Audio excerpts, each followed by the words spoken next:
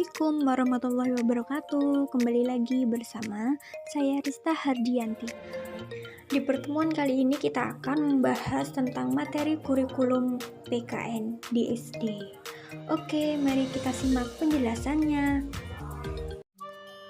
Baik, pembahasan yang pertama yaitu tentang pengertian kurikulum. Pengertian kurikulum diartikan sebagai susunan mata pembelajaran.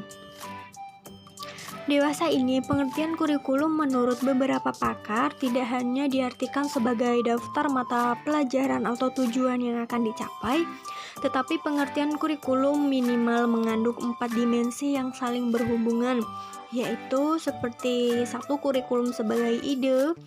Kurikulum sebagai ide ini berarti bahwa kurikulum sebagai sebuah pikiran para ahli atau seseorang pengembang kurikulum. Yang kedua ada kurikulum sebagai rencana tertulis. Ini adalah dimensi paling konkret dengan pengertian kurikulum dibanding dengan dimensi lain.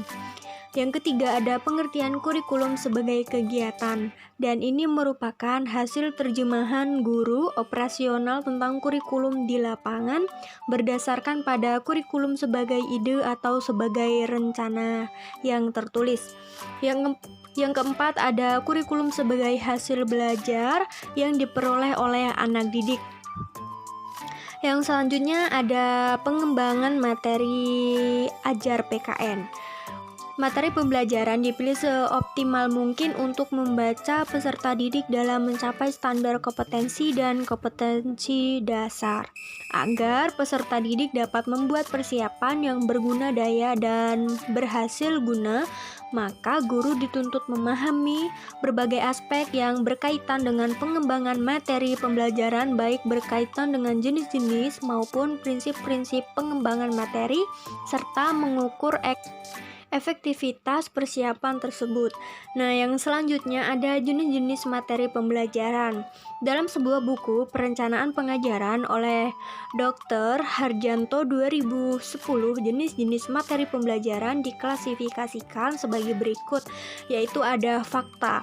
Fakta ini merupakan segala hal yang berwujud kenyataan dan kebenaran, meliputi nama-nama objek, peristiwa sejarah, nama tempat, nama orang, dan bagian atau komponen suatu benda dan sebagainya. Selanjutnya ada konsep. Konsep yaitu segala hal yang berwujud pengertian-pengertian baru yang biasa timbul sebagai hasil pemikiran, meliputi definisi, pengertian, ciri khusus, hakikat, inti atau isi, dan sebagainya.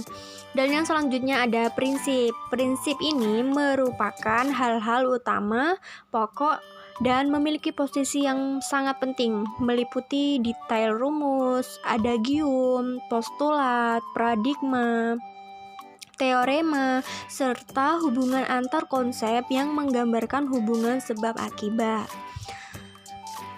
Yang selanjutnya ada prosedur. Prosedur ini merupakan hal-hal langkah-langkah sistematis atau berurutan dalam mengerjakan suatu aktivitas dan kronologi suatu sistem. Selanjutnya ada sikap atau nilai. Nah, sikap atau nilai ini merupakan hasil belajar aspek sikap, misalnya nilai kejujuran, kasih sayang, tolong-menolong, semangat, dan minat belajar serta bekerja. Yang berikutnya ada penentuan cakupan dan urutan materi pembelajaran. Nah, ini ada penentuan cakupan dan uraian materi pembelajaran, ada uraian materi pembelajaran. Nah, urutan materi pembelajaran yaitu ada pendekatan prosedural, ada pendekatan hierarkis.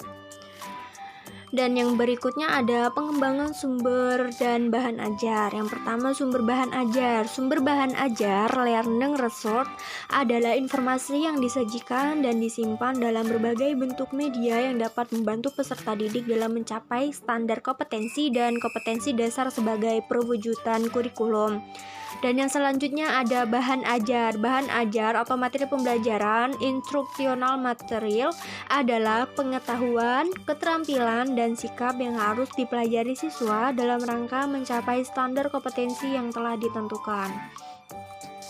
Selanjutnya ada bahan ajar pandang, dengar, audiovisual, seperti video film. Yang selanjutnya juga ada bahan ajar multimedia interaktif.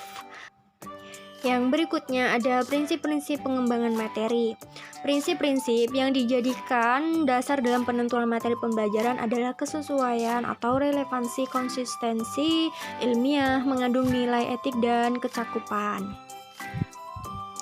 Dalam pengembangan materi pembelajaran, seseorang pendidik atau guru harus mampu mengidentifikasi materi pembelajaran dengan mempertimbangkan hal-hal seperti potensi peserta didik, relevansi dengan karakteristik daerah, tingkat perkembangan fisik, intelektual, emosional, sosial, dan spiritual peserta didik, kebermanfaatan bagi peserta didik, struktur keilmuan, aktualitas, kedalaman, dan keluasan materi pembelajaran, relevansi dengan kebutuhan peserta didik dan tuntutan lingkungan, serta alokasi waktu.